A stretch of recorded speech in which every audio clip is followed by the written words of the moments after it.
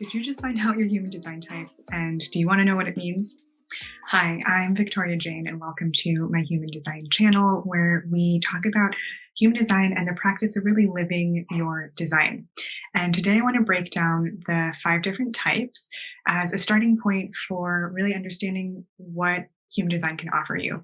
And before I get into this video, I want to remind you that if you're new here, you can subscribe to stay up to date on information to live your design. My hope is to share videos with you that support you on your journey of living your design. And if you find value from this video, feel free to like, as it helps us get the word out to other folks who are looking for this information. Now, on to the 5 types. So, of course, you can jump straight to your type in this video. I often find that it's really helpful to learn about all of the 5 types for 2 reasons. One, there's a lot of unique language and vocabulary within human design, and it's helpful to understand just more about the system overall because it really can support your understanding of just yourself within the context of human design. And then secondly, chances are you know other people with a different type than you. So I think it's really helpful to understand how people are different from us, how they communicate and move through the world differently, as it can improve relationships and just an overall sense of understanding and empathy. So as we move through each of the 5 types, I want to start with the fact that I could probably talk about each type for an hour. So there's a level of detail and nuance that we won't get to here, but I want to give you an overview so that there's somewhere to start. And I'll touch on for each type the aura and the energy of each type. So how people feel you, and then how that relates to each type's purpose in the world. And in order to fulfill that purpose, what your strategy is. So how you want to navigate the world that really supports each type sharing its gifts. And one of the things that I love about human design is that there's this underlying premise that you're uniquely who you are, and you shouldn't try to be like other people, or other types, rather, other designs. So there's this relaxing into how you naturally are and really trusting it and embracing it and celebrating it. So I want to use the analogy of being in a village to help illustrate the purpose and the aura of each type to bring it alive a little bit as we go through them. And I'll start with the manifestor, because manifestors, their energy and their purpose is really to make a big impact, to pave the way for something new to come. And they're a little bit less than 10% of the population. And as the word might imply, manifestors can really bring things into the world that haven't existed yet.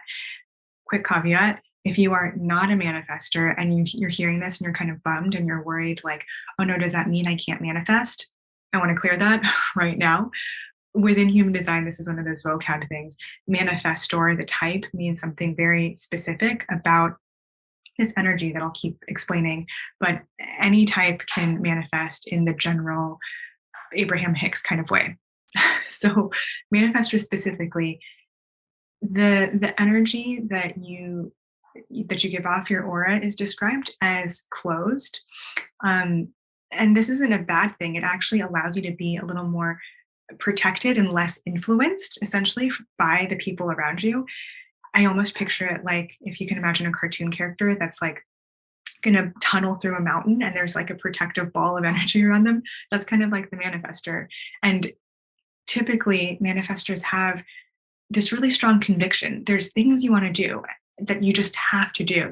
It can feel like almost a lightning bolt of inspiration when a manifestor feels this conviction, this urgency to go move somewhere, to quit one thing and start another, to decide to peel off from their pack of friends and do this other thing because they just really don't feel like doing the other thing, right?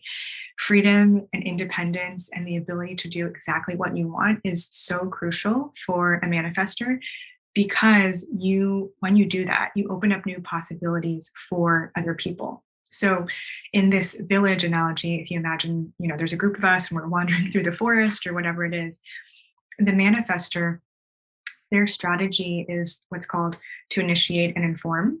So initiating means doing exactly what it is you want to do. And informing is letting other people know you're going to do it. And to be clear, it's not asking for permission. It's simply informing, hey, I'm going to do XYZ.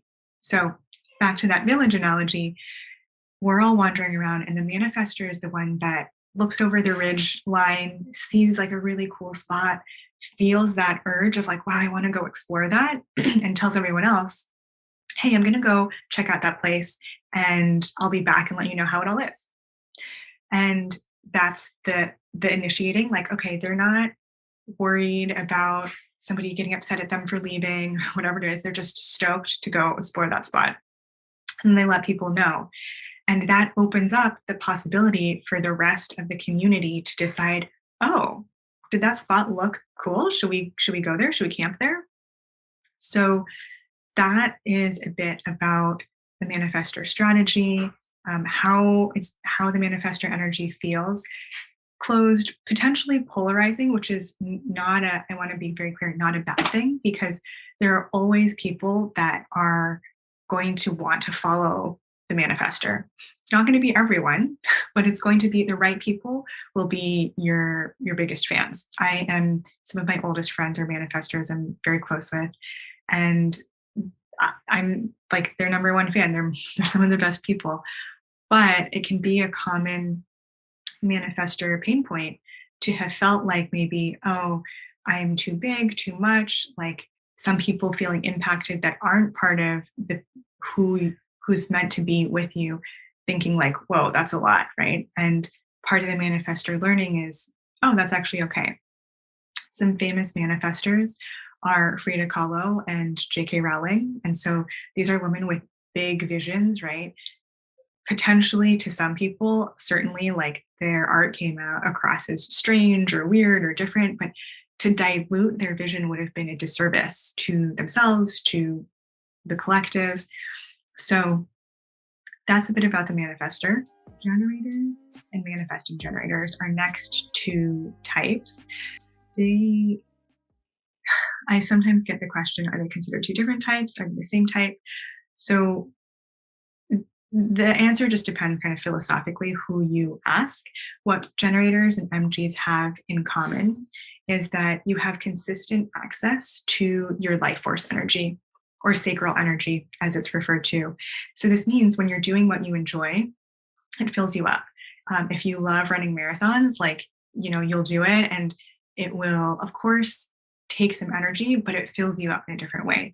Or this is the person who signs up for the course and they're so excited and they stay up reading like whatever information they have available.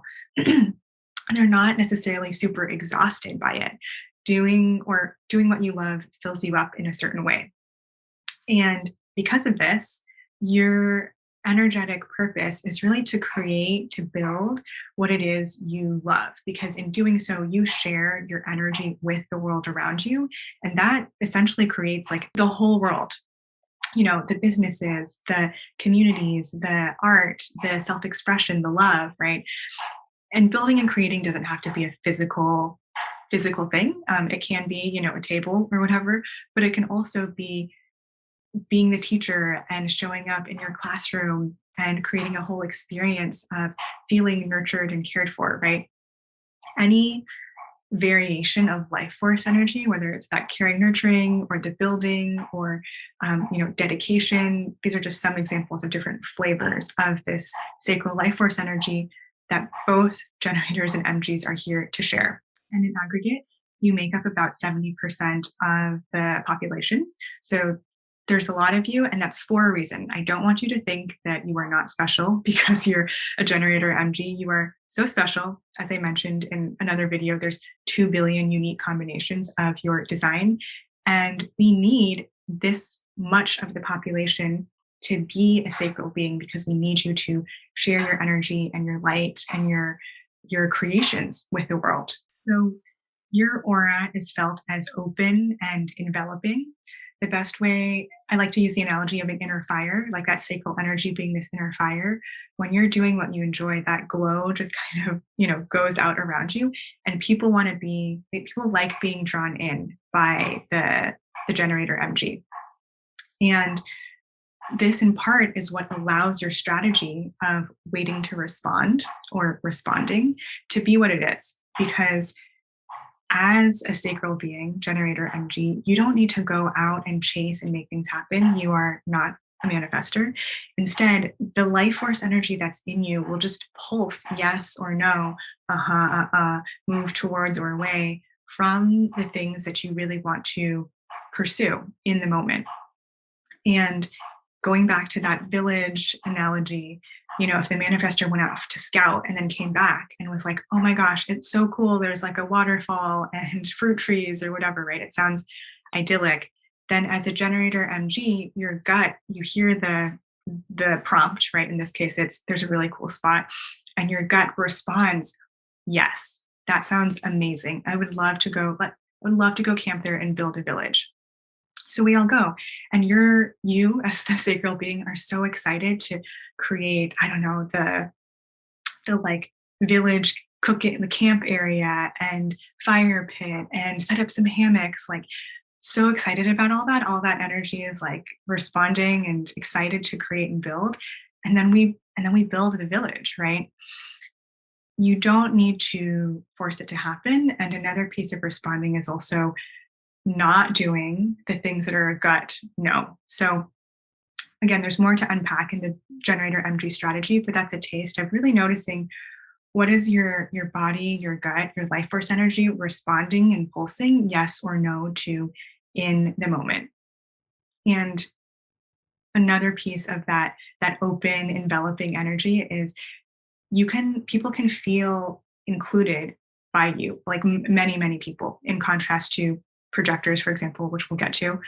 um, famous generators, for example, Oprah is a generator. And if you can imagine being in her audience and she's talking and sharing, everyone feels like part of her energy, right? Or for MGs, Beyonce, Tony Robbins, again, if you were listening to them in person or maybe even on a recording, you can feel like their warmth and their glow and their life force, right? That juiciness really bringing you in and filling you up and lighting you up. Now, the difference between the generator and the MG, and there are certainly situations where I see people refer to the two types as totally different.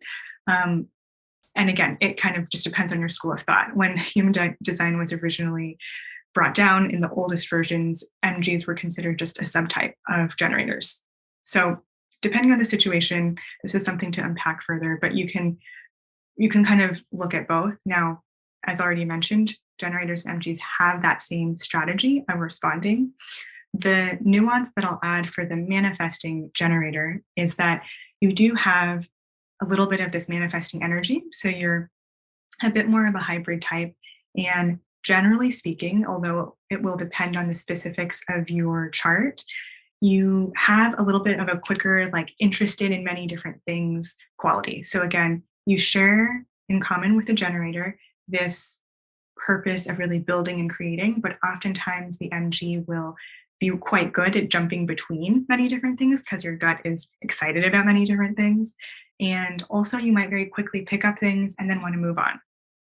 So, regardless, your strategy is to respond, and you do play a very similar kind of overall role of your purpose being creating and building, although often MGs will put together their different interests in kind of a unique way. Next, we'll move to projectors. And projectors are about 20% of the population, and I'm a projector. So our purpose is to really see deeply into things and through our insights, guide the energy around us. Now, projectors and then the last type, reflectors, we don't have that same access to consistent energy like the generators and MGs, nor access to that kind of lightning bolt of inspiration that we can just immediately act on, like the manifestors. For projectors specifically, we can see how to improve things, optimize things. If you're a projector that's, say, like an artist or an athlete in like a skill sport, it's often becoming like the very best at what it is you do, or seeing it in a different way, like being, a ceramicist that like has their own method, right? And energy in the aura of a projector is felt as really focused and intense, almost like, if someone's with a projector and all of their attention is on you, it can feel really good because you feel so seen because they're just focused, right? And they want to know what's going on with you. How does it work?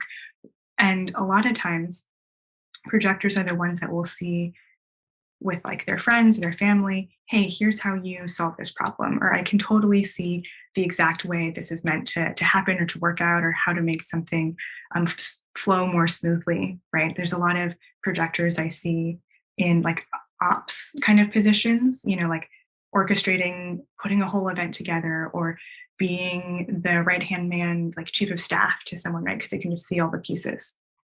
So the strategy for a projector is to wait for the invitation. And this is another this is another phrase that can have a lot of nuance. For now, I will say that the waiting for the invitation goes hand in hand with the purpose of being a projector, where yes, we're here to guide, but not everybody is open to guidance, right? And for us to really make the best use of our energy and to maximize our impact, we want to, because even doing our favorite thing, unlike the generator MG, will take energy out of us. We want to make sure that we're sharing our wisdom, our insights with people who will actually act on it. So, this waiting for the invitation is about, do I feel seen, appreciated, recognized for what it is that I'm here to offer? And in that village analogy, at this point, the manifestor found the spot, the generators and MGs are excited to build. The projector is the one that's kind of like watching it all happen. And a generator or MG will be like, hey, I started building the fire pit here. Like, what do you think? And the projector's like, actually, I think you should move it a little that way because the trees are over there. So there's going to be better shade or something. So they're offering their guidance, and yet they're being asked, right? They're not just kind of running around trying to boss everybody around, which might not always work. So a lot of famous projectors have been politicians like JFK, Winston Churchill, people who have been invited into their position and then offered their guidance. There are also artists, like musicians like Taylor Swift as a projector, and business people that have seen things in a different way. So both Jeff Bezos, I believe, and Mark Benioff are also highly successful projectors, depending on your definition of success, who saw a different way of how things might be in a world where the internet existed. Lastly, we have reflectors. Reflectors are 1% of the population, and their aura and energy is felt as sampling. Now, what that means is they can really shift and change depending on the environment they're in, the people that they're around. And it has a lot to do with, when you look at their chart, their design, everything is white. And wherever you're white is where you can feel what's going on around you. So reflectors can really be in one situation and blend in, or bring out a certain aspect of themselves and then bring out a totally different aspect in another situation. And so that sampling language is really about, like, you're not fixed as into one way of always showing up. It's like you can kind of try out the energy here, and then shift. And I think about, like, this is just coming to me. Those like mood rings that would change based on your temperature, but it's like all different colors. It's kind of like that, right? Depending on the situation, the reflector can shift and change their colors, metaphorically speaking. And because of that, because there's so much for them to experience the world, and they really, as the name implies, reflect back what's going on in that environment, they really want to take their time with decisions in life. And this is going to be very different from conventional decision making, but the reflector strategy is to wait a 28-day lunar cycle before committing to anything big. And this, again, it's not super common that you hear people waiting this long, but for the reflector, it's really crucial, because over a 28-day period, a reflector is feeling all these different versions of themselves. And so to have full perspective, you want to give yourself that time to know, like, this is the clarity that I really feel about something. And in this analogy of the village, the reflector is the one who has been spending their day just moving around the whole group with different people, talking to them, having fun, maybe building for a second, but then also resting and then hang out with the projectors, then hang out with the manifestors, right? So they can really sense what's true for everyone. And as the name implies, it's like at the end of the day when everyone's done with all the stuff we've been doing, we're gathered around the fire. The reflector is the one who can tell the stories of this is like some story about the village, right? And to reflect back, how are we doing? What's going on? So it's important that the environment feels really good for a reflector because if you're in a situation that doesn't feel good, you're almost taking in that energy or that environment or those people, whatever it is, that doesn't feel good. And reflectors, they're so different from one to another because you really are a reflection of your community and your place.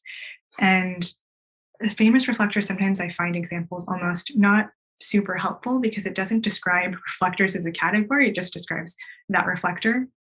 For example, Sandra Bullock is a reflector. The one example I'll give that I find is probably the most illustrative is Amma, the hugging saint. Some of you might know, and she gives people hugs and she heals them with essentially her love, right? And it's like if you can imagine being hugged by a very whole reflector, they are showing you. A reflector can show you the very best parts of yourself, right? Because the openness in their design is feeling your energy and shining that back to you. So that's a quick breakdown of the 5 different types, each type's energy and purpose and strategy. And a couple quick points I want to make as we wrap up. One is just noticing that for most types, essentially almost 90 plus percent, there's this element of waiting, right? You're waiting for the invitation, waiting a lunar cycle, waiting to respond. And even for the manifester, even though you can initiate as part of your strategy, there's a waiting for conviction or urge to do something, right? Because manifester energy it comes in ebbs and flows. There are moments of doing nothing and rest as well. And so that's something that human design really guides us to embrace, that we don't have to push and struggle and constantly be trying to make things happen, that actually there's this level of trust and relaxation we can have into the natural energy of our design and our role that allows us to then follow our strategy and trust that the right things will come to us and find us, the right invitations, the right things that we get to respond to so that you actually have energy to do what you want rather than being a frustrated generator or MG that's trying to make things happen. So I hope you think about that a little bit. And thank you so much for watching and sticking with all the 5 different types. If you found this video helpful, please like it and subscribe to stay in touch about future topics. And if you would like to learn more about human design and receive my most up-to-date reflections and tips on living your design, my email list is below to sign up for. And again, I so appreciate you being here as part of this human design community, and I will see you in the next video.